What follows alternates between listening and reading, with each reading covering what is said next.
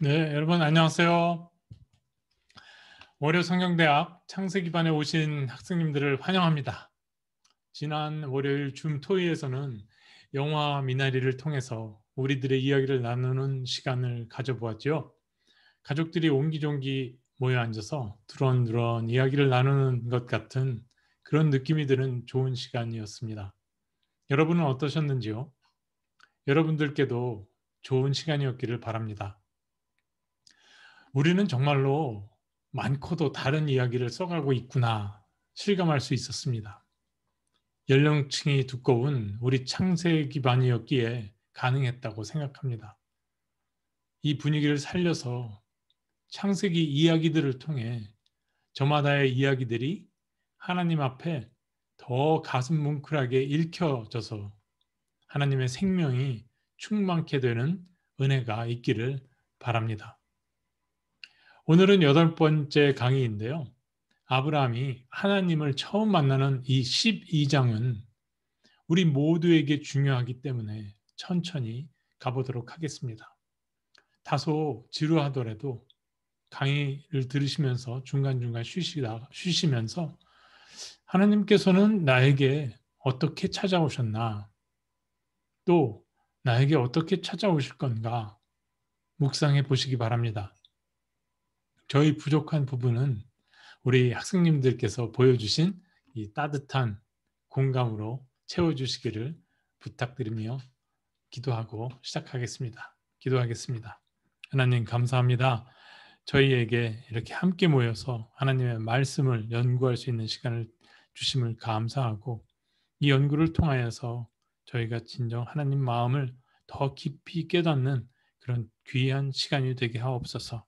또한 이 연구를 통하여서 저희의 지식뿐만 아니라 저희 삶이 정말 하나님께 드려지는 향기로운 예배가 될 수 있도록 저희의 삶을 변화시켜 주시옵소서. 시종을 주님께 맡겨드리오며 예수 그리스도의 이름으로 기도드렸습니다. 아멘.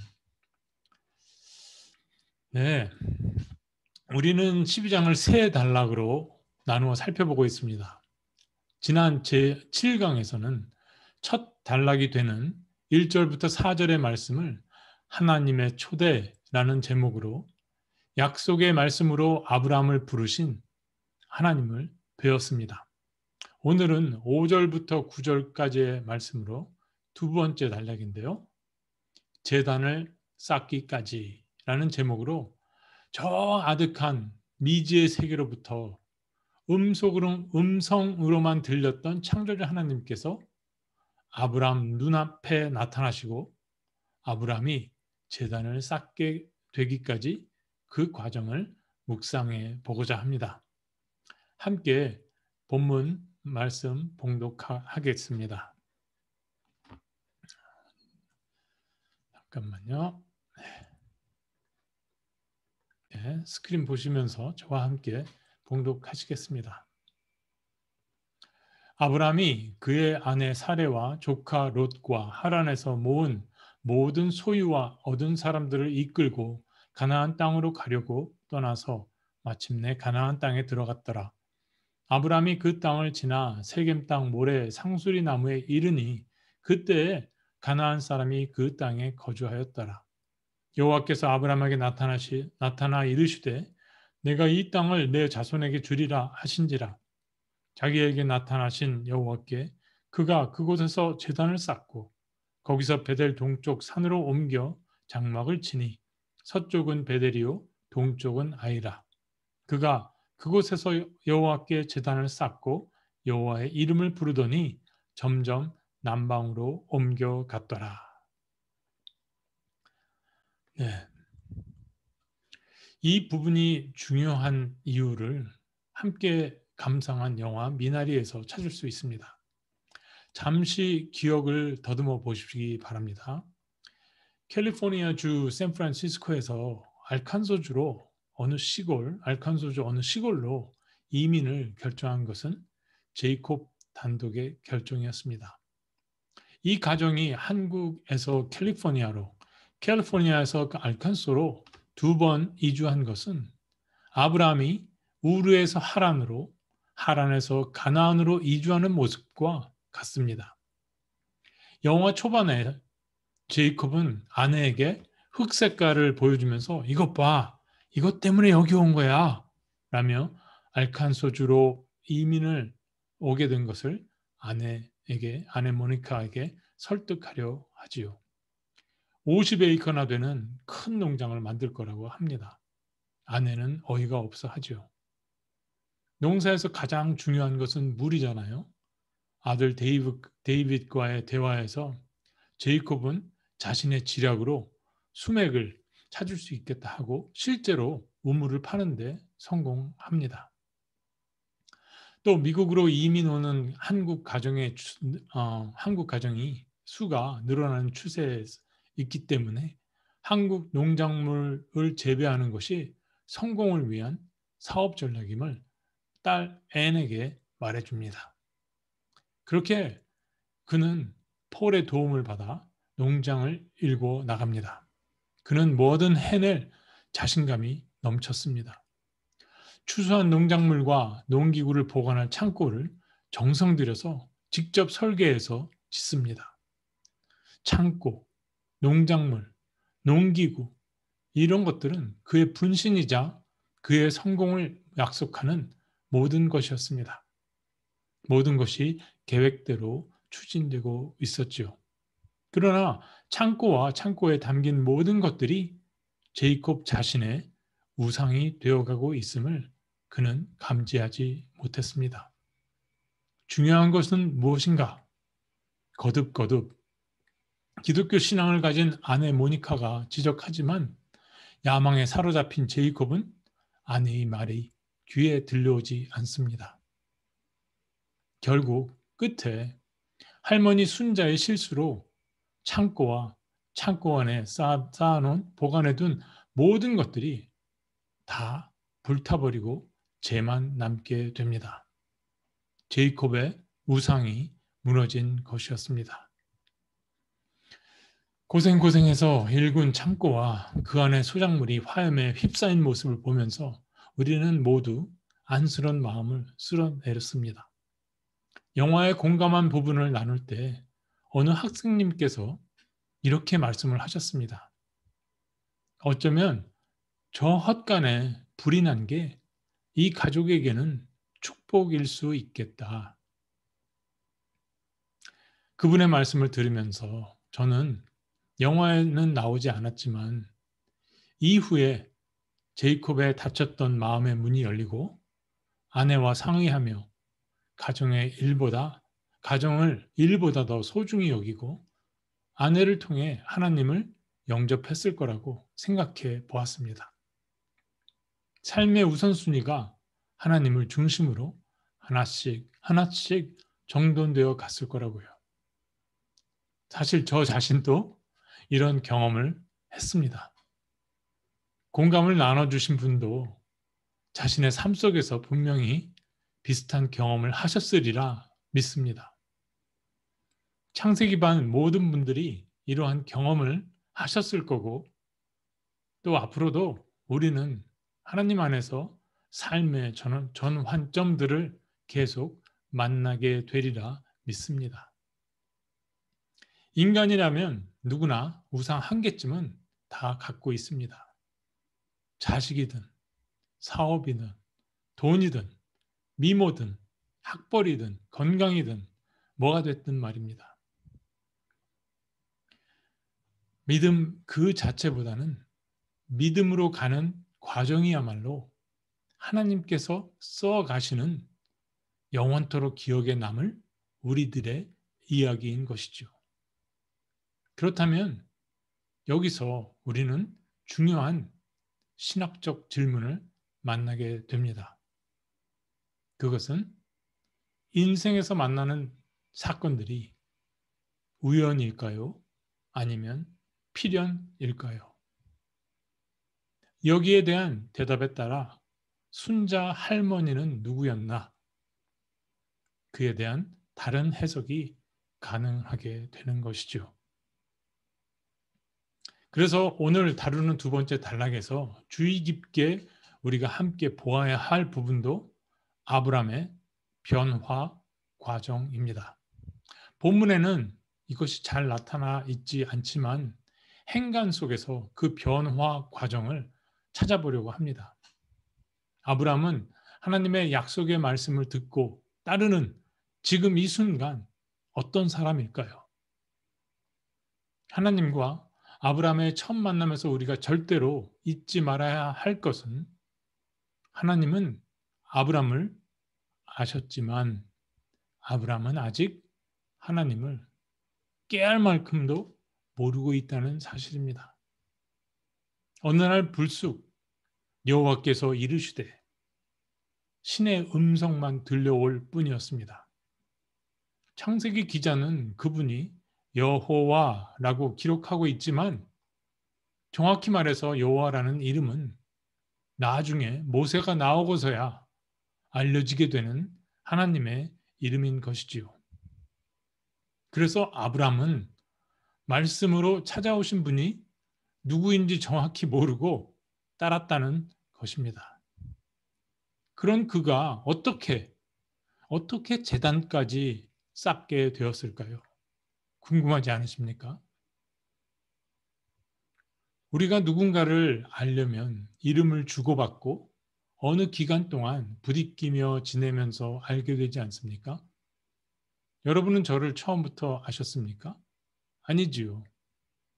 이곳저곳에서 저에 대해 듣기도 하셨을 거고 이런 일 저런 일로 어울려 지내면서 여기까지 오게 된 것이지요.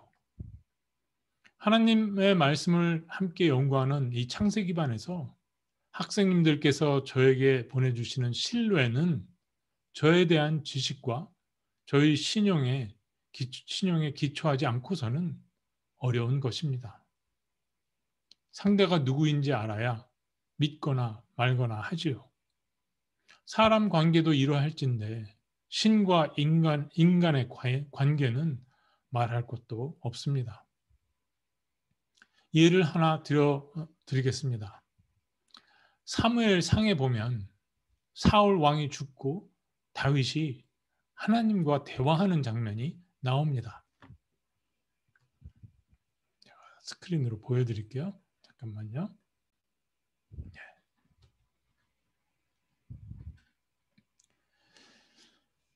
2장 사무엘상 2장 1절인데요. 그 후에 다윗이 여호와께 여쭈어 아뢰되 내가 유다 한 성읍으로 올라가리이까 여호와께서 이르시되 올라가라. 다윗이 아뢰되 어디로 가리이까 이르시되 헤브론으로 갈지니라. 다윗과 여호와 사이의 대화를 보면 매우 구체적이고 친근합니다. 그러나 아브람은 지금 여호와와 이런 대화가 없습니다. 다윗과 아브람의 차이는 무엇일까요? 아브람을 조상으로 둔 덕에 다윗은 여호와 하나님이 누구신지 분명히 알았던 반면에 조상 아브람은 처음 찾아오신 음성의 주인공이 어떤 신인지 전혀 알지 못했다는 바로 그 차이입니다. 강의를 시작하면서 이 말씀을 드리는 이유는 아브람이 신의 음성을 듣고 그 음성을 따라갔고 가나안 땅에 들어가 제단을 쌓기까지 그 일련의 과정을 아브람은 믿음의 사람이니까 당연하다 하는 식으로 훌쩍 건너뛰어서 읽어서는 결코 안 된다는 것을 말씀드리고자 함이었습니다. 그런 해석은 신앙 성장에 도움이 되지 않습니다. 맹신, 눈이 먼 신앙이 될 뿐입니다. 인격적인 하나님은 우리에게 결코 맹신을 원하지 않으십니다. 앞에서 말씀드렸듯이 신앙에서 중요한 것은 결과보다는 하나님의 뜻 안에서 나 자신이 곰삭는 과정입니다. 많은 사람들이 신앙과 믿음이라는 것이 추호의 의심도 용납하지 않는 것처럼 생각들 하지만 그렇지 않습니다. 진정한 믿음과 신앙은 의심할 수 있는 용기, 의심하는 신앙을 반드시 언제나 동반합니다. 여러분, 의심도 믿음입니다. 의심이 나면 가둬두지 마시고 하나님께 여쭈어 보십시오. 하나님께서 좋아하십니다. 그리고 반드시 어떤 경로를 통해서든 응답해 주십니다. 의심하고 실수하고 돌이켜 순종하고 또 그렇게 하고 또 그렇게 하고 이렇게 의심과 실수와 회개와 순종이 반복되며 견고히 하나씩 하나씩 성장해 가는 것이 바로 우리의 신앙입니다. 5절을 보겠습니다.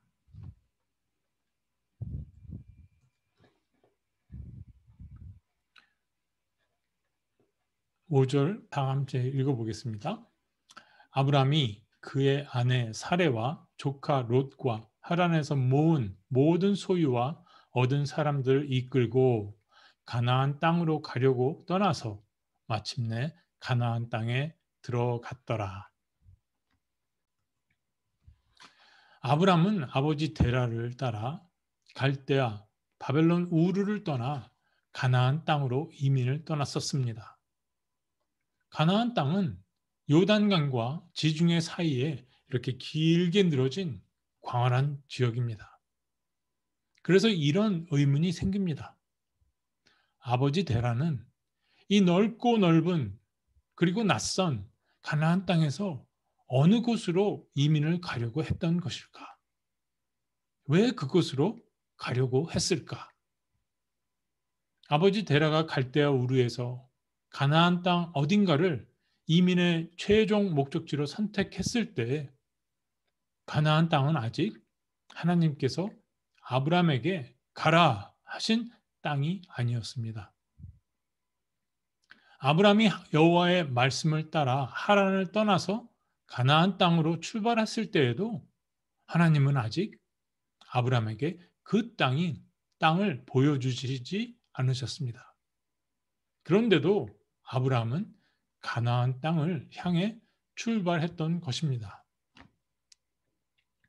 아브라함은 드넓은 가나안 땅, 그 가운데 어느 지점을 향해 떠났던 것일까요?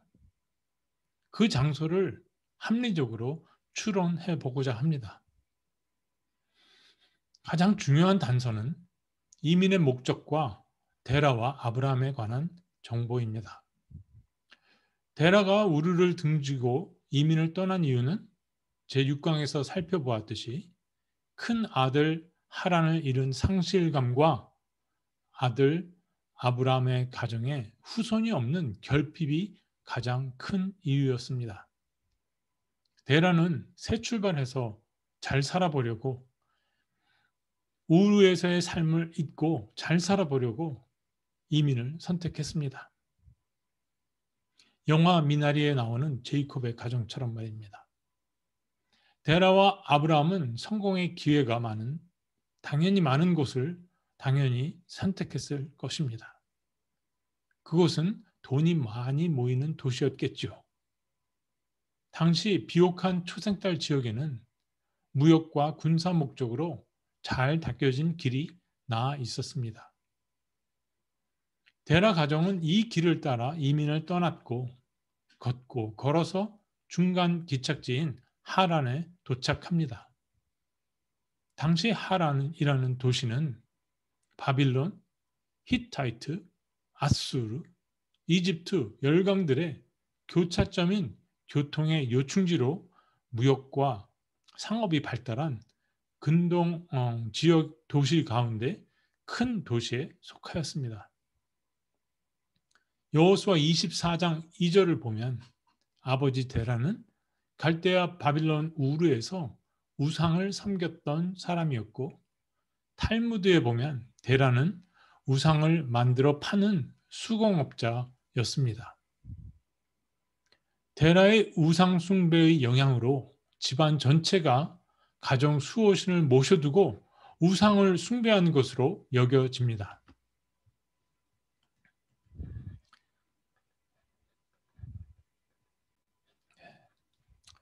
그 증거로 훗날 아브라함의 증손자인 야곱이 어머니 리브가의 오빠 라반 삼촌의 집을 이제 떠날 때 라반의 둘째 딸이자 야곱의 아내였던 라헬이 아버지 라반이 집에 모시는 가정 수호신 드라빔을 훔쳐 나오는 사건이 있게 되는데, 라반이 이 드라빔이 없어진 것을 알고 가신을 이끌고 자그마치 7날을 쉬지 않고 야곱을 뒤쫓아 붙잡아 짐을 샅샅이 뒤집니다. 이 정도로 라반은 철저한 우상 숭배자였습니다. 그런데 이 라반이 누군가 하면 데라의 둘째 아들이요 아브라함의 둘째 형인 나홀의 증손자였습니다. 그러니까 모두 데라의 후손들이었던 것이었죠. 데라의 우상 숭배 영향으로 데라의 온 집안 가정마다 우상을 모셨다고 충분히 추론해 볼 수 있겠죠. 아브라함도 예외는 아니었을 겁니다. 한편 이러한 우상 숭배의 분위기는 데라의 집안이 무척 종교성이 짙은, 종교성이 강한 집안이었음을 말해주는 것이기도 합니다.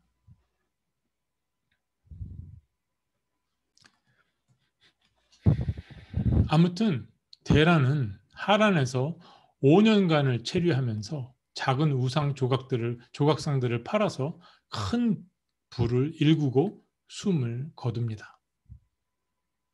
아버지를 잃은 상실을 경험한 아브람은 높은 아비, 높임을 받는 아비라는 이름의 뜻에서 느껴지듯이 아버지 데라의 기대와 사랑을 독차지했었을 것이고, 아버지로부터 모든 재산을 물려받고 가장이 된 책임감 때문에 아버지를 뒤이어 가문을 일으키고자 마음을 굳게 먹었을 것입니다.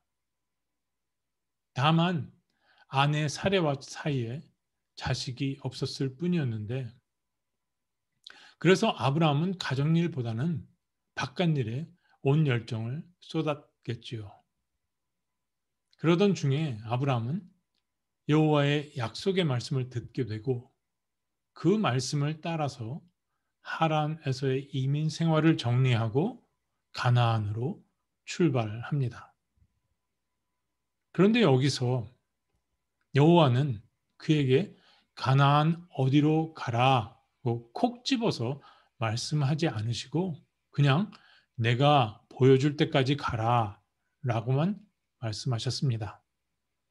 비록 그 음성의 주인공이 어떤 신인지는 확실히 몰랐지만은 아브라함은 종교심이 깊은 사람이었고 신의 음성을 가볍게 여길 수 없었을 것입니다. 그래서 속으로는 이렇게 생각했을지도 모릅니다. 그래, 어차피 가야 할 길은 하나뿐이고 속는 셈치고 어디까지 가나 가보자. 그래서 아브라함은 우선 아버지 테라가 이민의 최종 목적지로 선택한 가나안 땅 그곳을 향해 떠났을 겁니다. 데라와 아브라함이 선택했던 이민의 꿈을 이룰 성공과 기회의 도시는 어디였을까요? 말씀드렸듯이 하란에서 가나안으로 들어가는 길은 무역로이자 군사도로인 길 하나뿐이었습니다. 지금까지의 정보를 모두 종합해 볼 때 아브라함은 더 많은 돈을 벌려고 가나안 지역에서 가장 무역이 발달하고 상업이 발달한, 그래서 돈이 가장 모이는 항구 도시인 시돈과 두로를 목적지로 삼고 향해 가고 있었다고 합리적으로 추론해 볼 수 있습니다. 당시 시돈과 두로는 지중해 무역의 주요 항구 도시였던 것입니다. 그렇게 길을 가다가 아브라함과 그의 일행은 가나안 땅 두로와 시돈 지역에 들어선 것을 알았습니다. 이것을 개역개정 성경은 마침내 가나안 땅에 들어갔더라 라고 번역합니다. 마침내 가나안 땅에 들어갔더라. 그래서 많은 설교가들이 이 마침내라는 단어를 가지고 믿음을 강조하려고 아브라함이 믿음으로 가나안 땅에 들어갔다라고 설교합니다. 그런데요, 히브리어 성경을 보면은 창세기 기자는 아주 담담하게 다음과 같이 사실만을 전달할 뿐입니다. 가나안 땅으로 가려고 떠났고 가나안 땅에 들어갔더라. Excuse me. 마침내라는 단어가 없습니다. 창세기 12장에서 창세기 기자는 아브라함과 하나님 사이의 첫 만남에 대해 무척 굉장히 객관적입니다. 읽는 독자가 하나님의 음성을 들은 아브라함 내면에 일어나고 있는 갈등과 혼돈을 스스로 직접 공감해 보라고 아주 천천히 조용히 그저 나열만 합니다. 어떤 감정도 삽입하지 않고 몸이 건조하게 말입니다.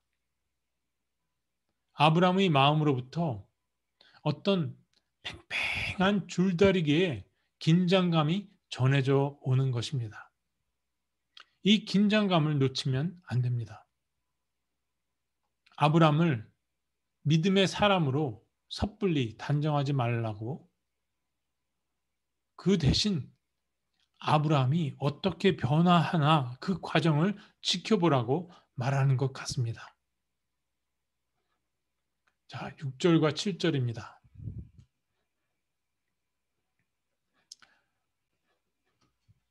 6절.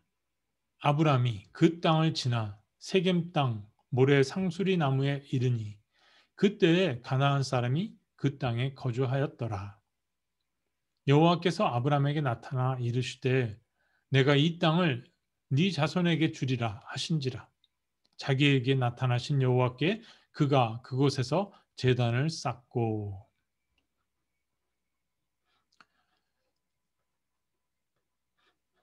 아브라함의 심경 변화에 우리가 초점을 맞추면 6절에서 창세기 기자가 강조하는 부분이 무엇인지 어렵지 않게 찾을 수 있습니다. 어느 부분일까요?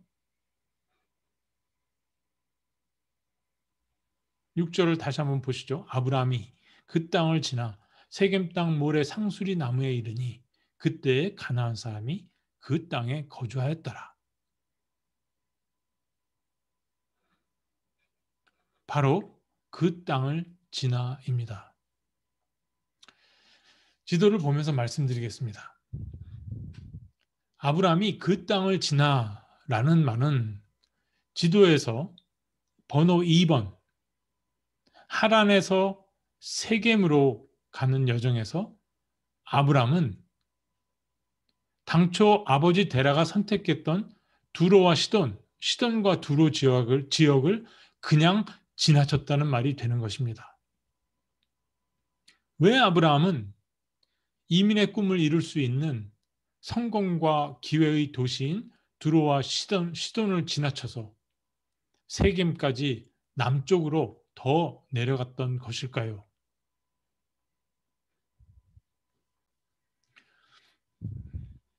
왜냐하면 아브라함이 아버지 데라와 자신이 당초 세웠던 자신들의 계획을 내려놓고 12장 1절에 여호와의 말씀을 따랐기 때문이었습니다. 이것은 아브라함의 승부수였는데 그 승부수는 자신의 뜻을 포기하고 하나님의 말씀을 선택한 것이었습니다. 아브라함은 너희 고향과 친척과 아버지의 집을 떠나라는 여호와의 말씀을 마음 중심에 기억하고 받아들이고 아버지 데라의 선택을 내려놓고 여호와의 말씀만을 믿고 하나님께서 땅을 보여주실 때까지 길을 따라서 계속 남쪽으로 내려갔던 것입니다. 시돈과 두로라는 아브라함 자신의 우상과 여호와 하나님의 말씀 사이의 선택, 두 갈래의 길, 여기가 아브라함 인생에서 찾아온 첫 번째 인생의 최대 승부처이자 첫 번째 믿음의 시험이었던 것이죠. 아브라함은 자신의 것을 포기하고 하나님의 말씀을 선택했습니다. 아브라함의 선택은 우리에게 다음과 같은 질문으로 다가옵니다. 내 것을 끝까지 고수하며 십자가를 목걸이 장식용으로 삼을 것인가? 아니면 내 것을 내려놓고 십자가의 삶을 살 것인가? 이것이 6절 그 땅을 지나의 의미입니다. 그러자 그런 아브라함이 세겜 땅에 당도했을 때 무슨 일이 일어나게 됩니다.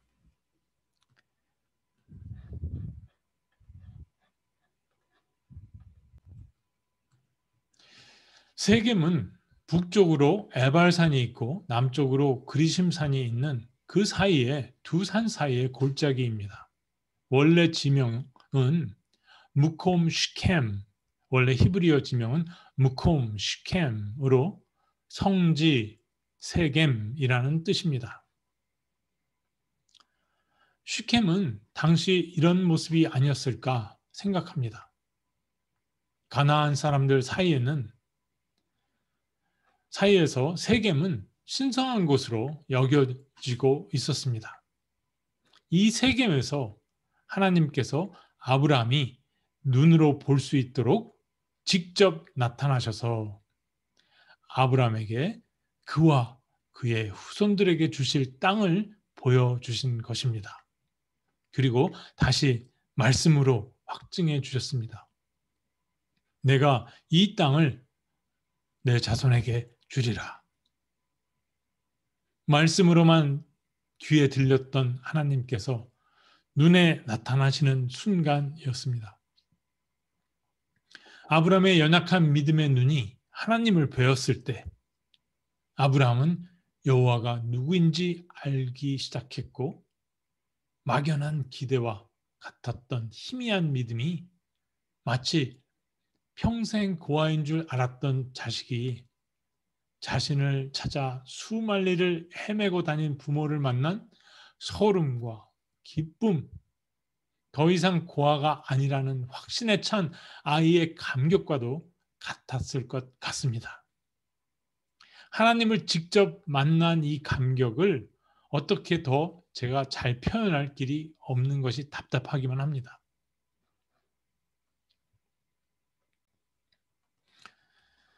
그런 확신과 감격으로부터 아브라함은 여호와께 제단을 쌓고 예배를 드렸습니다. 그러므로 노아가 제단을 쌓은 것도 그렇고 아브라함이 제단을 쌓은 것도 그렇고 공통점은 일상생활 가운데 하나님을 만난, 하나님을 경험한 진정한 믿음의 변화가 있을 때 해라 마라 시키지 않아도 하나님께 예배를 드릴 수밖에 없으며 이것이야말로 진정과 신령으로 드리는 진정한 예배가 되는 것입니다. 창세기 기자는 6절에서 그때 가나안 사람이 그 땅에 거주하였더라라고 기록을 해둡니다. 왜 그럴까요? 이것은 앞으로 있게 될 이 땅의 토착민인 가나안 사람들과 여호와 하나님의 약속을 받은 미래의 땅 주인인 아브라함 후손들 간에 피할 수 없는 긴장을 예고하는 것입니다. 자, 이제 6절과 9절을 보겠습니다. 8절과 9절이죠. 8절과 9절을 보겠습니다. 거기서 베델 동쪽 산으로 옮겨 장막을 치니 서쪽은 베델이요 동쪽은 아이라. 그가 그곳에서 여호와께서 제단을 쌓고 여호와의 이름을 부르더니 점점 남방으로 옮겨갔더라. 예. 아브라함은 세겜 지역 가나안 사람들의 텃세가 심했는지 세겜에서 나와서 동쪽으로 아이, 서쪽으로는 베델, 그 사이 산지에 장막을 치고 다시 그곳에서 여호와께 제단을 쌓고 예배를 드립니다. 벳엘이라는 이름의 뜻은 베트가 집이고 엘이 하나님의 이름입니다. 가나안 지역에서 섬겼던 신의 이름입니다. 그래서 벳엘은 엘의 집이란 뜻입니다. 엘은 가나안 사람들이 섬기는 가나안 신의 이름이었다고 말씀드렸죠. 그래서 이곳은 베델은 세겜과 마찬가지로 가나안 사람들에게는 성지였습니다. 아브라함이 이곳에서 여호와께 제사를 드린 이유는 세겜에서 하나님을 만나뵌 경험 때문이었는데 그 연장선상에서 베델도 하나님이 계시는 성지이므로 그는 자신을 만난 하나님께 제단을 쌓고 예배를 드렸던 것입니다. 이로써 가나안 사람들이 신성하게 여기는 세겜도 가나안 신 엘의 집이었던 베델도 아브라함의 여호와 하나님 예배를 통해서 여호와 하나님의 성소가 되었던 것입니다. 이 부분이 중요한데 나중엔 또 설명을 드리겠습니다. 아브라함의 믿음과 함께 가나안 사람의 성지가 하나씩 둘씩 여호와의 성지가 되어 가고 있는 것입니다. 이것이 하나님의 나라는 참된 예배자들의 진정한 예배와 함께 확장되어가는 모습인 것이죠. 오늘날 우리 시대에 하나님 나라가 확장되지 않는다는 것은 하나님의 이름을 증거할 참된 예배자가 없거나 진정한 예배가 없거나 아니면 둘 모두 때문입니다.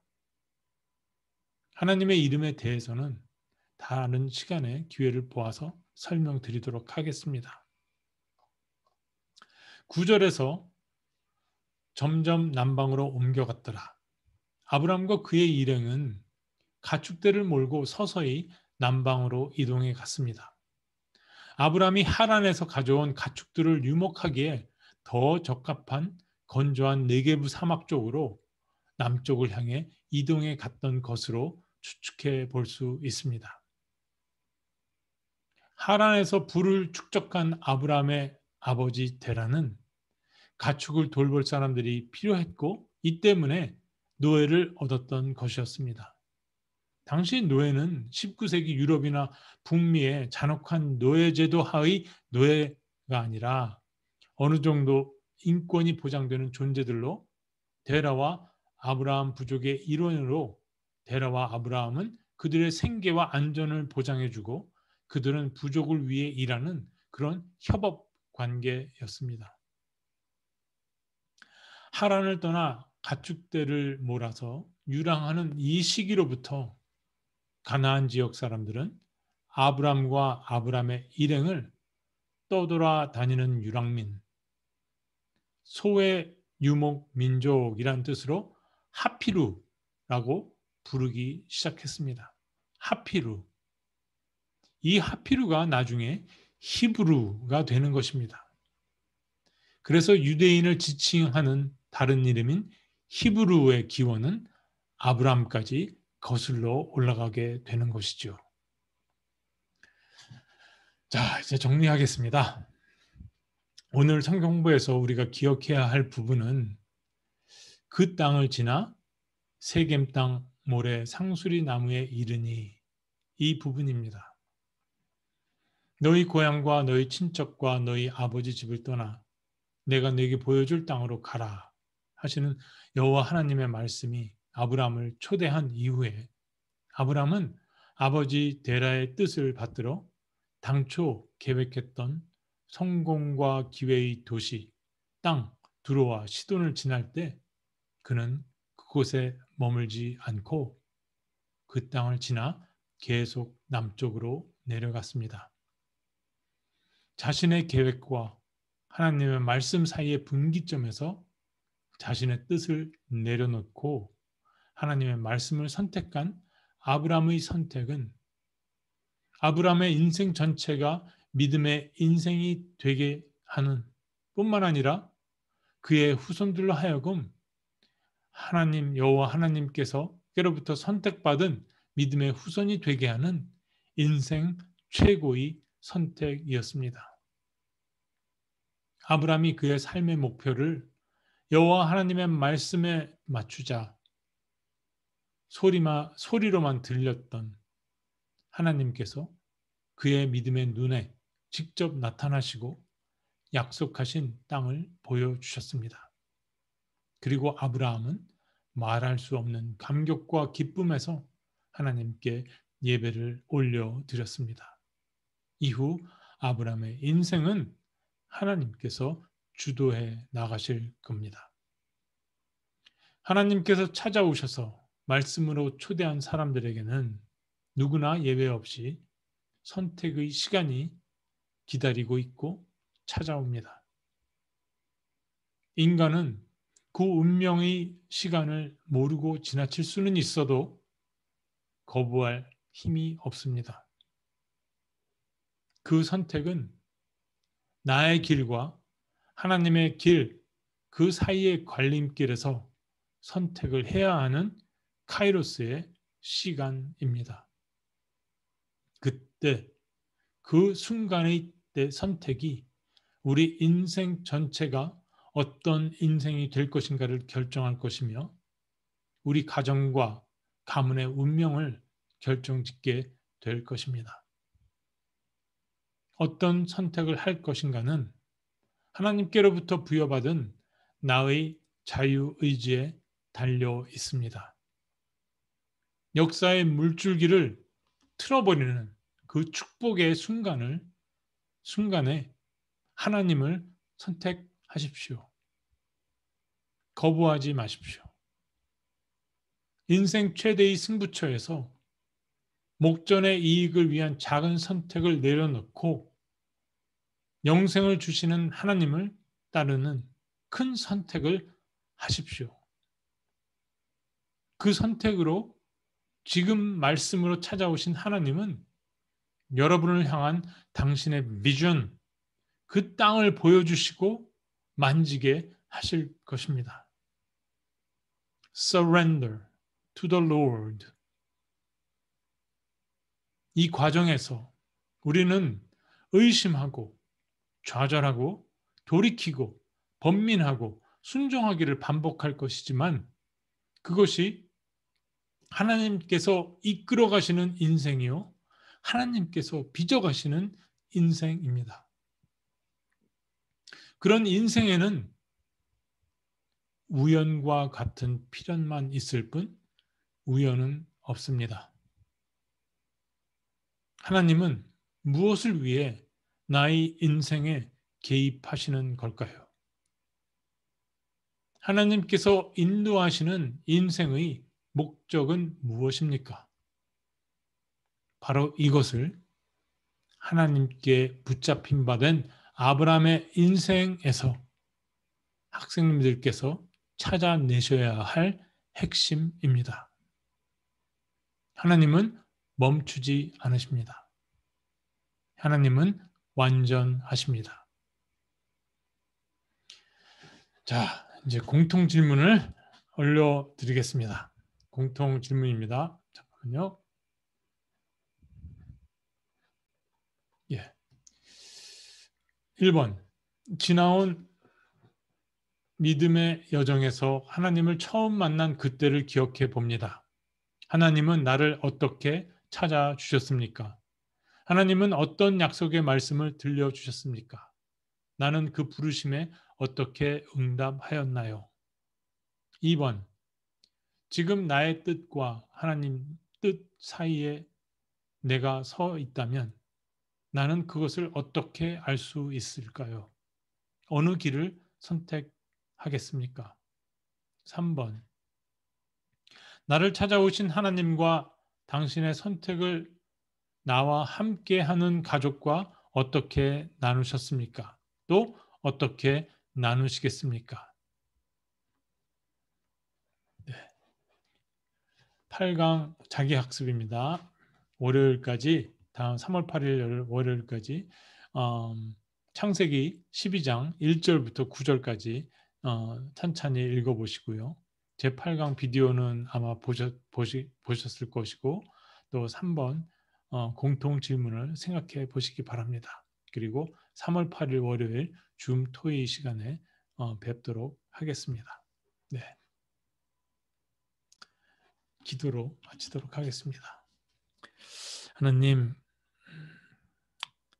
참 짧은 말씀이지만 그 말씀 가운데 깊은 하나님의 뜻이 또 저희의 삶에 담아야 할 그런 아브라함의 삶의 모습이 있음을 발견합니다. 아버님, 하나님의 아브라함의 그 삶의 모습이 저희 연구의 대상이 되는 것이 아니라 그 아브라함의 삶에서 변화한 그 과정이 저희 삶 속에도 변화하는 역사가 일어나길 원합니다. 그리하여서 정말 하나님을 따르는 그 선택을 저희가 할 수 있기를 바랍니다. 순간순간 찾아오는 선택의 기회가 있지만은 깨어있지 못함으로써 그 선택의 기회를 놓쳐버리는 경우가 많고 또 찾아왔을 때 알더라도 준비되지 않아 피하고 싶고 거부하는 경우가 있었습니다. 하나님, 그러나 전과 지금을 비교해 볼 때 하나님께서 저희의 신앙을 키워주셔서 이제 저희가 점점 네, 아멘으로 응답하는 그런 가까운 시점에 다가가고 있음을 느낍니다. 이 창세기 공부를 통하여서 이러한 저희의 믿음이 더욱 견고해지게 하옵시고 저희 일상의 삶에서 하나님의 부르심에 아멘으로 응답하는 그런 역사가 일어나기를 간절히 원하옵고 저희를 준비시켜 주시길 구하옵나이다. 모든 말씀을 예수 그리스도의 이름으로 기도드렸습니다. 아멘. 네, 감사합니다. 좀 길었지만 참 좋은 의미 있는 시간이었습니다. 함께해 주신 여러분들께 감사드립니다. 월요일에 뵙도록 하겠습니다. 안녕히 계세요.